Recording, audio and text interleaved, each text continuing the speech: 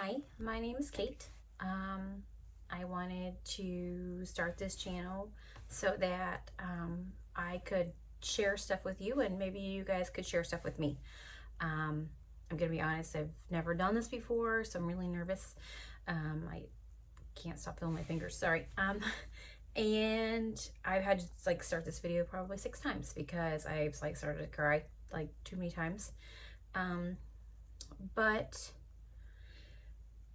I have a 6-year-old named Molly, and she has autism, and I have a 9-year-old and a 13-year-old, all girls, and they're going to be 14, 10, and 7 soon.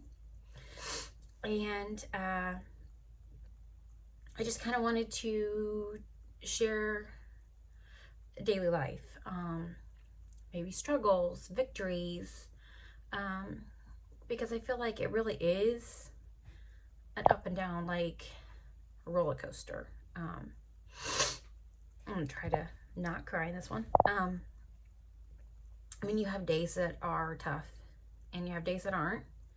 And I guess I wanted to start with you my journey and where it all started, and kind of where we are now.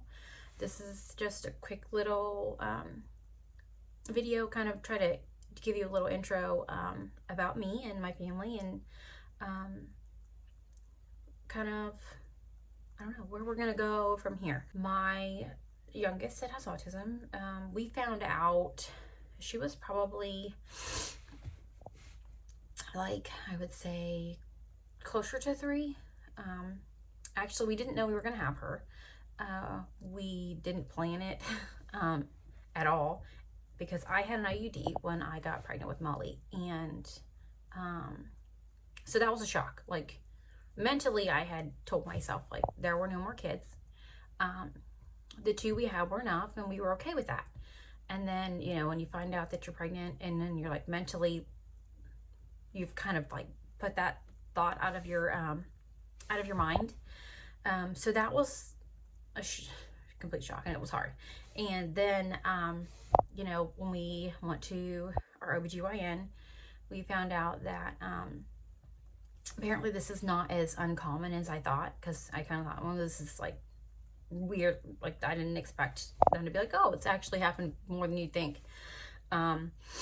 So he told us that he consulted with another doctor that he was really confident in, and they wanted to remove the IUD because I had a chance of miscarrying, but the chances were greater if we left it in. So I was like, okay. I trusted my doctor. He's really awesome. So I trusted him, and we decided to remove it and go from there. And then okay, so we decided to remove it, and everything seemed fine. And I went back in for a checkup again, and they were doing an ultrasound to just make sure everything was okay. And then the nurse had to go get the doctor. So when you're in a room and they're doing the ultrasound, and then the nurse is like, I'm gonna go get the doctor, of course you're like, you're freaking out. So I had all these thoughts going through my brain, and I was really nervous. And the doctor comes back in, and he's like, okay. He's like, you have a tear in your uterus. He was like, it's gonna be okay. He was like, he put me on a weight limit. I couldn't lift more than 30 pounds, and if I didn't feel comfortable lifting it, then he said, just don't lift it, no strain whatsoever. So I was like, okay. And he said it would resolve and it would heal itself, we'd be fine. So I was on my weight limit, and then I went back for the checkup, and he said it looked fine and everything was good. So I was relieved. I feel like I was way more emotional with that pregnancy, obviously, than my other ones. Like, I don't feel like I was like overly emotional pregnant woman. Like, no offense to some of the other women out there. It's like, but I felt like I was pretty mellow. I was pretty calm with my other two pregnancies. Um, I didn't like cry at the drop of a hat like I did with my last one. Um, with Molly, it was different. Um, I was very emotional. Um, I was really nervous, even after everything. And then it's like, is it still going to be okay? Um, is she going to come out? I didn't have any issues with Molly. When it came time to go in for labor and delivery, I was really nervous still. And, of course, I told Joe that I wouldn't be comfortable until like I had her and I could hold her and um, know that she was okay.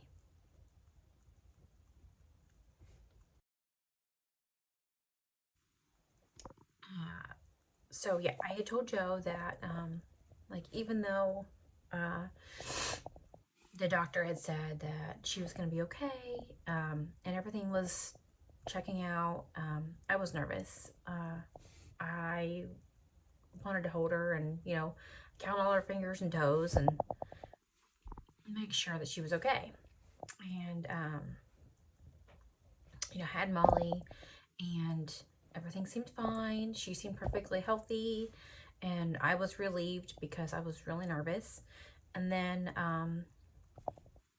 we get, all of our normal checkups, and we're doing, everything you normally do. And she was progressing like any other child her age, and everything seemed fine. And then around 15 to 18 months, Molly got sick, and she got RSV, and she was really sick. Like, she was eating really well for me, and like normal foods and all that sort of stuff. And then when she got sick, of course, they tell you the biggest thing is like hydration. Like, if they're not eating, they need to be drinking something. Um, but she was losing weight, and I was really worried because she was losing weight. So I got like the Pediasure like shakes for kids, and she would drink those, and I felt better because I felt like she was getting something. And you know, that's kind of where stuff kind of seemed to change a little bit. Molly got better and everything, and we noticed when she was more like 2.5, 3, that she wasn't doing as many things as she was. Like, she would wave bye bye, she'd bye bye Papa, and or she would wave bye bye to like Papa and Nan, and she would say like bye bye and wave and blow kisses and all sorts of things. And uh, then when she got a little older and we started realizing that there was stuff going on with her, I thought maybe it was just because she needed tubes. Molly had a lot of ear infections. And the one thing I didn't like about the doctor we took her to at the time was that we never saw the same doctor, like, ever. We would go in and I would see a nurse practitioner, or I would see a different doctor, and to try to talk to a doctor about Molly and say, hey, I think she needs tubes. I kind of got brushed off for a long time. I felt like for probably close to a year, I was like, oh, well, we'll see how she is, and it's, it's fine. So that's really frustrating. And I'm sure that there are a lot of parents that can relate to that feeling of frustration, because you want your kids to be okay. You want to know that, like, when you talk to your doctor and you say, this is what I feel is wrong, that they're going to hear you. And I didn't feel like they were hearing me at all. And so imagine my frustration when I finally got a doctor to say, we're going to send Molly to have a more extensive hearing test. And I take her that day to go and do her test, and the lady comes out and she's like, she's got fluid in her ears, like way down in there. She's bad, and she's going to need to have tubes in. So I was furious. I'm not gonna lie.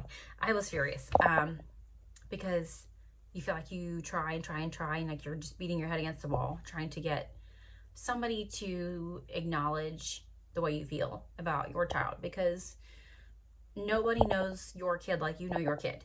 And so we finally found out. And I know when I called and like I left, I called and I'm like, my husband, I'm like, I'm so angry, so angry. And I was angry, like about how long it's taken to get there. Because part of the reason why we wondered if Molly was regressing is because she needed to have tubes and that her hearing was off, because we had even gone to a specialist and he's like, you know, imagine it's like you're hearing like this. Put your hands over your ears and it's like being underwater. And that can affect their speech and everything else, obviously. And so I thought, okay, we're gonna get these tubes, and once Molly gets these tubes, we're gonna start more therapies and she's gonna catch up. I just felt like maybe she was a little bit behind. We're gonna catch up. Life can be hard enough, and you know, even as for me as an adult, like sometimes like things are hard, and life isn't easier for anybody that has any kind of needs. I don't feel like our society, even for as far as we are, I don't feel like they do everything that they could do for some kids or even adults that still have needs. It's like you feel like you just have to struggle to get what shouldn't be a struggle. And so, of course, you know, we did Molly's tubes, and it's I thought, okay, we're gonna do good. And then get a little further along, and she's still not progressing with speech like we were hoping. And then you know, she was attending a preschool where they also had kids with disabilities in their classrooms, and they did offer like speech and occupational therapy and stuff like that. But since this school wasn't a school just for stuff like that, she didn't get it very often. Not to sound ungrateful, because I saw changes in Molly, and saw her picking things up and doing things while she was there. And I know it's because they were helping her. But it's frustrating too when even the teacher says, you know, we can't do as much as she needs here. Because not all daycares are, or preschools, I mean, are set up for that. So unless you're sending your child to a special needs preschool, you know, your general preschools, yeah, they have stuff in place to help you, but it's not going to be as intensive therapy as what they could be getting. And depending on where you live, it's, you know, it's hard to get that for your child. So, you know, they had said, you know, we think Molly has autism. And that was like a really hard thing. I'm not gonna lie. Because I was in denial, like really bad. And I didn't want to like accept that. I didn't want to accept that Molly had autism. I wanted her to be okay. When you are, I need some tissue. You know, we had meetings with teachers and the speech therapist and the occupational therapist, and you know, everybody that's involved in helping with that IEP. And that was hard because they're like, you know, we think Molly has autism, and you know, you don't want your kid to have autism. I mean, I'm being honest. That's not a path that I would, if I had a choice, I wouldn't choose it for her. And it took me like a lot of time to like let it sink in, and like it all had to process, and what that meant. So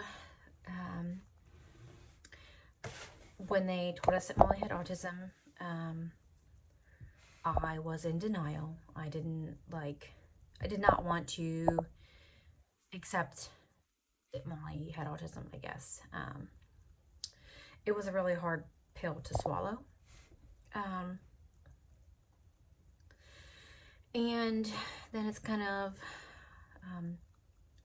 what does life look like now? Where do we go from here? Because I had no idea.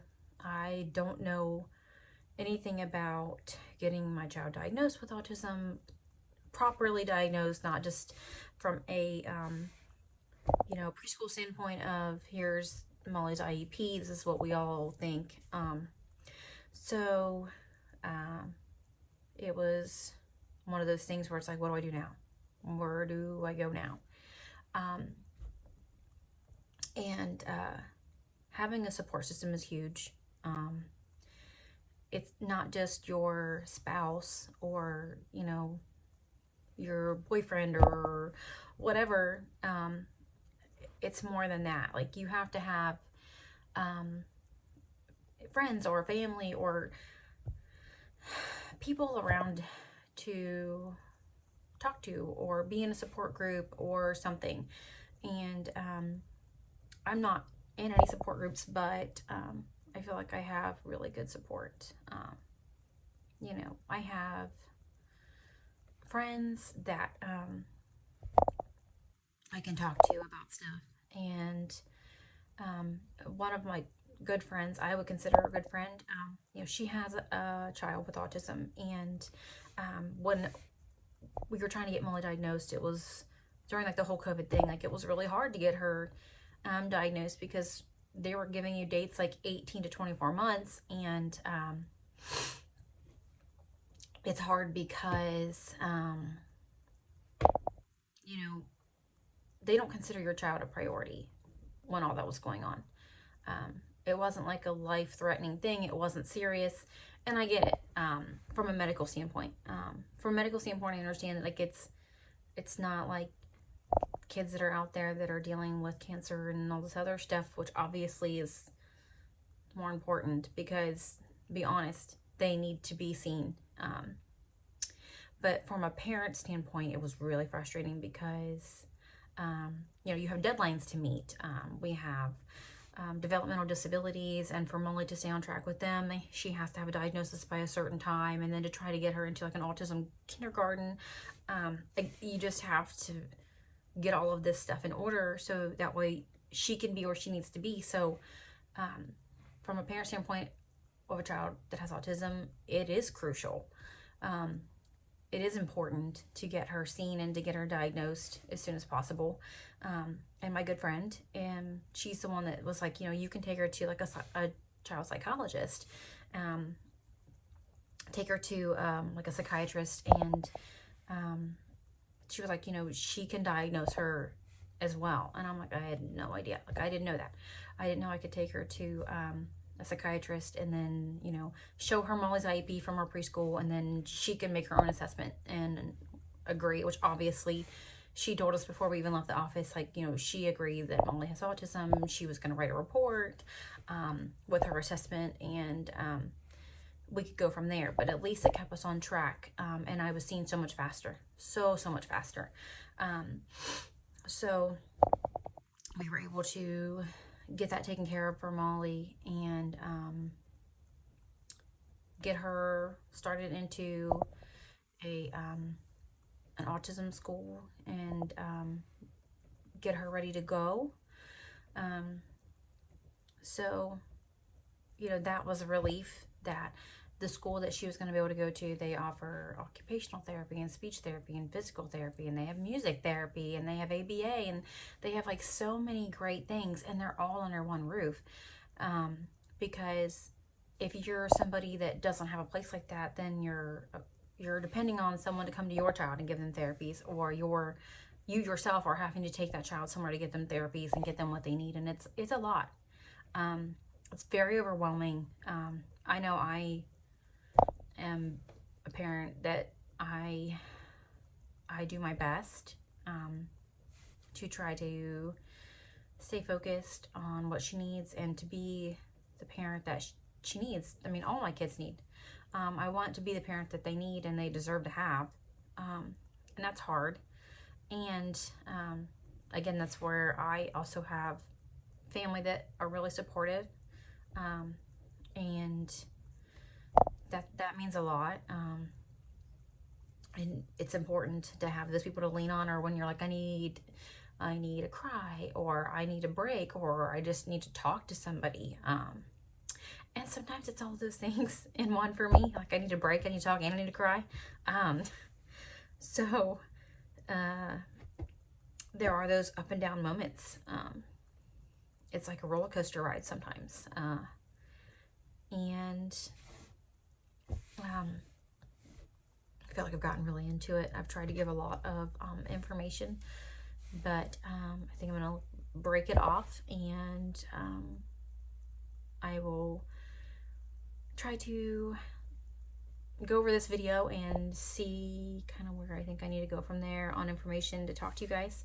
Actually, I am probably not even going to edit this video. My 13-year-old likes to do video edits of like marble stuff. She's all about that. She's really good at it, actually. So she's probably gonna be the one that's gonna like, okay, Mom, you're a mess, you're all over the place, and she's gonna have to edit this video for me. So we're gonna edit the video and we'll put it up, and hopefully start something awesome. Thanks, guys.